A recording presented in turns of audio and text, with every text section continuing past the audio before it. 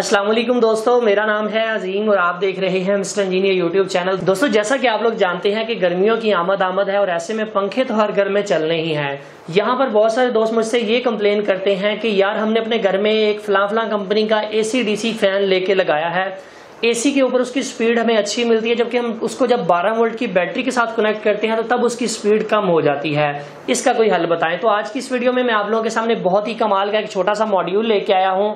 अगर आप इस मॉड्यूल को अपने AC DC फैन के साथ लगा लेते हैं तो ये आपके फैन की स्पीड को बूस्ट कर देगा, यानी कि उसके वोल्टेज को बढ़ा देगा। असल में होता इस तरह से है कि जब आपके पंखे को प्रॉपर वोल्टेज नहीं मिलते तो उस वजह से उसके RPM कम हो जाते हैं, उसकी स्पीड कम हो जाती है, जिसकी वजह से उसकी डेफिनेटली हवा भी कम मिलेगी आपको। ये मॉड्यूल क्या करेगा कि ये बैटरी से आने वाले वोल्टेजेस को स्टेबल करके आगे पंखे को देगा, ताकि आपके पंखे की RPM कम ना हो, आपको हवा अच्छी मिले। तो दोस्तों चलते हैं वीडियो की जाने पर, चल के आप दोस्तों को दिखाते हैं कि इस मॉड्यूल को आपने अपने फैन के साथ कैसे और कहां पर अटैच करना है। मुझे पता है यहाँ पर वीडियो को तो आपने लाइक कर ही दिया होगा। अभी दोस्तों जैसा कि आप लोग यहाँ पर देख सकते हैं कि हमने इस बैटरी के साथ इस चार्जर को भी अटैच कर दिया है, ताकि हमारी बैटरी भी ना लो हो और हम आप दोस्तों को ये दिखा सकें कि क्या इशू आता है जब हम DC केबल का इस्तेमाल करते हैं, क्यों हमारे फैन की स्पीड कम हो जाती है। सबसे पहले इस चीज को समझिए कि फैन की स्पीड कम क्यों होती है। देखिए यहाँ पर बैटरी के ऊपर आपको 14.5 वोल्ट का मैंने अडॉप्टर लगा के दिखाया कि यहाँ पर 14.5 वोल्ट ये हमारी बैटरी को चार्ज करवा रहा है। अभी जब ये वोल्टेज और करंट इस तार के अंदर से गुजरेंगे तो इस तार की इंटरनल रेजिस्टेंस होती है, जिसकी वजह से वोल्टेज ड्रॉप होता है, यानी कि वोल्टेज जो पंखे तक पहुंच रहे हैं वो पूरे 14.5 वोल्ट नहीं पहुंच रहे, जिसकी वजह से उसकी स्पीड आपको कम देखने को मिलेगी। हो सकता है 11.5 पहुंच रहे हो सकता है 11 वोल्ट पूरे पहुंच रहे हो, तो इस वजह से आपके फैन के RPM कम हो जाते हैं। अब यहाँ पर मैं हमेशा से आप लोगों को यही रिकमेंड करता हूँ कि DC केबल जहां पर भी आप इस्तेमाल कर रहे होते हैं अच्छी केबल का इंतखाब किया करें। यहाँ पर मैंने डीमो के लिए 1 mm की केबल रखी है।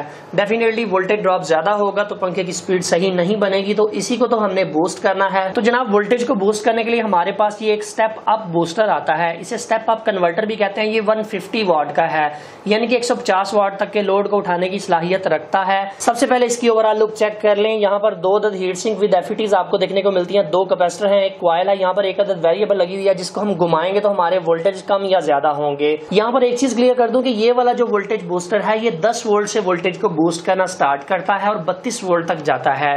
अगर आपने 5 वोल्ट को बूस्ट करना है तो उसके लिए दूसरे बूस्टर का इस्तेमाल करना पड़ेगा। ये वाला जो मॉड्यूल है ये 10 वोल्ट से स्टार्ट होता है। इसके अलावा जनाब यहाँ पर इनपुट और आउटपुट के कनेक्शंस आप लोगों को देखने को मिलेंगे। वो कैसे लगाने हैं बहुत ही आसान है, ऊपर लिखा भी हुआ है। जैसा कि आप यहाँ पर देख सकते हैं कि आउटपुट का पॉजिटिव पॉइंट यहाँ पर है और इनपुट का पॉजिटिव पॉइंट यहाँ पर है। सेंटर वाले जो दोनों है ये कॉमन है, यानी कि दोनों इनपुट की जो पिने हैं ये कॉमन है, इसके ऊपर लिखा भी हुआ है। अगर आप तारों को गलत लगाएंगे तो ये मॉड्यूल खराब हो जाएगा। इस मॉड्यूल की बैक साइड के ऊपर कुछ SMD कंपोनेंट्स भी लगे हुए हैं जो कि इसको ऑपरेट करने के काम आते हैं। यहाँ पर एक चीज क्लियर कर दूं कि यहाँ पर आप लोग देख रहे होंगे कि हल्का सा बरोजा लगा हुआ है।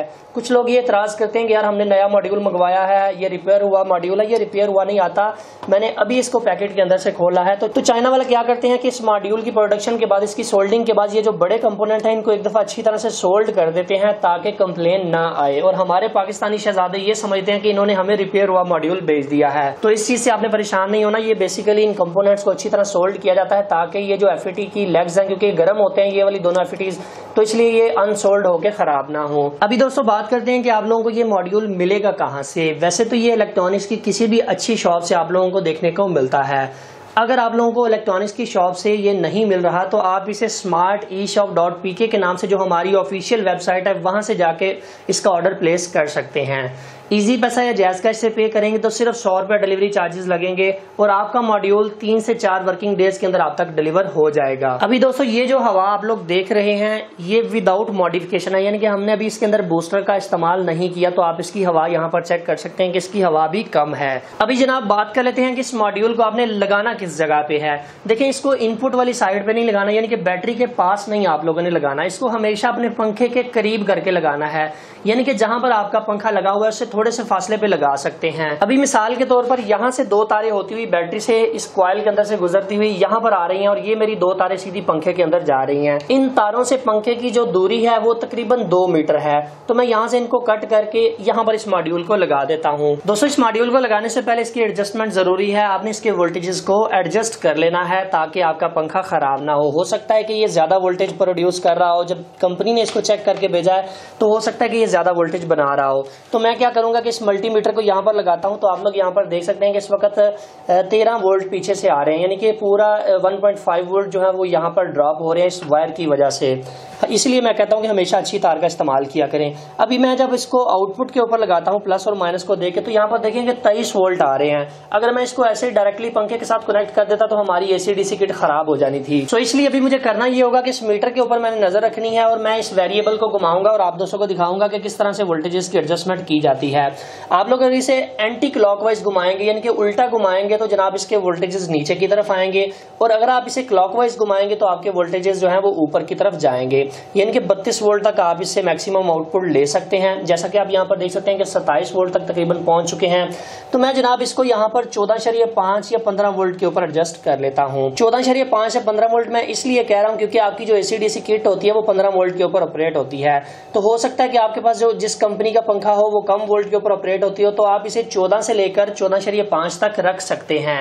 जैसा कि आप यहाँ पर देख सकते हैं कि हमने इसको 14.5 के ऊपर सेट कर लिया है। अभी जनाब मैं इसको आउटपुट के कनेक्शन लगा देता हूं जो हमारे फैन के कनेक्शन हैं। ये वाली जो 2 तारें हैं ये हमारे फैन में जा रही हैं। प्लस माइनस मैंने आगे भी आपको बताया कि आपने देख के लगाना है। माइनस चाहे उल्टा लग जाए कोई इशू नहीं, क्योंकि इनपुट का माइनस और आउटपुट का माइनस जो है वो कॉमन है। जो आपका प्लस पॉइंट है वो आपका उल्टा नहीं लगना चाहिए। तो जनाब मैं यहाँ पर इन दोनों को लगा देता हूँ। एक दफा दोबारा से मैं इसको वेरीफाई कर लेता हूँ। इनपुट के ऊपर वोल्टेज 13.1 आ रहे हैं, जबकि आउटपुट के ऊपर जो वोल्टेज है वो 14.5 बना के दे रहा है। अभी दोस्तों ये जो स्पीड आप लोग देख रहे हैं ये बूस्टर को लगाने के बाद की है, यानी कि इस मॉड्यूल को स्टेप अप मॉड्यूल को इस्तेमाल करने के बाद की है। मैं यहाँ पर जरा माइक इस पंखे के करीब करता हूँ ताकि आपको इसकी हवा की शिद्दत का अंदाजा हो। जैसा कि आप लोग यहाँ पर देख सकते हैं कि वाज़े फ़र्क आप लोगों को इसकी हवा के अंदर दिखाई दे रहा है। इस तरीके को इस्तेमाल करके आप अपने फ़ैन की स्पीड को बूस्ट कर सकते हैं। दोस्तों यहाँ पर आप लोगों को एक चीज़ क्लियर कर दूं कि जब आप किसी भी डिवाइस के ऊपर लोड डालते हैं तो उसके वोल्टेज थोड़े से नीचे हो जाते हैं। तो आपने इस चीज़ से परेशान नहीं होना कि जब मैं पंखे को चलाता हूँ तो इसके वोल्ट क्यों कम हो रहे हैं। आपने सिर्फ एक दफ़ा से इसकी एडजस्टमेंट कर देनी है। 14.5 से 15 वोल्ट तक इसको सेट कर देना है और उसके बाद इसको टर्न ऑन कर देना है। अगर फिर भी आपको लगे कि आपके पंखे की स्पीड नहीं इंक्रीज हुई तो आप इस वेरिएबल को थोड़ा सा मजीद घुमाकर 16 वोल्ट तक ले जा सकते हैं, क्योंकि जब आपका पंखा इस मॉड्यूल के ऊपर चलेगा तो डेफिनेटली कुछ ना कुछ वोल्टेज ड्रॉप जरूर होगा और आपको वोल्टेज थोड़े से कम दिखाई देंगे। तो आपने उस चीज से परेशान नहीं होना। ओवरऑल अगर देखा जाए तो ये मॉड्यूल जो है आपके वोल्टेजेस को बूस्ट करके आपके पंखे की स्पीड को बढ़ाता है। फर्स्ट प्रायोरिटी के अंदर आपने ये चीज देखनी है कि आपने जो केबल इस्तेमाल की है वो हमेशा से 6 mm, 4 mm या 2 mm का इस्तेमाल करें। 1 mm की केबल के ऊपर वोल्टेज ड्रॉप ज्यादा होता है जिसकी वजह से आपका पंखा सही तरह से प्रॉपर आपको आउटपुट नहीं दे पाता। फाइनली दोस्तों आज की वीडियो यहीं तक थी। उम्मीद करते हैं आप दोस्तों को पसंद आई है। वीडियो पसंद आने के साथ में वीडियो को लाइक जरूर कर दिया करें। आप लोगों के बिल्कुल सामने है कि एक वीडियो बनाने के लिए हमें कितनी मेहनत करनी पड़ती है। अपनी सीलिंग को उतार कर उसके अंदर डीसी केबल्स को डालकर फिर उसको टेस्ट करके आप लोगों के सामने दिखाना होता है। फिर दोबारा से हमने मेहनत करके वो सारे प्रोसेस को रिपीट करना होता है, यानी कि तारों को निकाल कर दोबारा से सीलिंग को वहीं पर लगाना होता है। तो एक थोड़ा सा मुश्किल प्रोसेस होता है। ऐसा नहीं होता कि हम जस्ट कैमरा ऑन करते हैं और वीडियो शूट करके आपके सामने पेश कर देते हैं, ऐसा नहीं होता। इसके पीछे बहुत सारी मेहनत होती है, बैटरियों को उठाकर ऊपर रखना और भी बहुत सारे काम होते हैं। तो आपका भी ये हक बनता है कि आप वीडियो को लाइक करके हौसला अफजाई जरूर किया करें। कमेंट आप लोग बहुत कम करते हैं, मुझे ये नहीं समझ आ रही क्यों आप लोग कमेंट कम करते हैं। चाहे नाइस का ही कमेंट कर दिया करें, दिल खुश हो जाता है। तो आप लोगों से ये रिक्वेस्ट है कि इस वीडियो को अपने दोस्तों के साथ शेयर करें ताकि ज्यादा से ज्यादा लोगों का फायदा हो सके। दोस्तों अपना बहुत सा ख्याल रखिएगा, अपनी दुआ में याद रखिएगा। अल्लाह हाफिज, पाकिस्तान जिंदाबाद।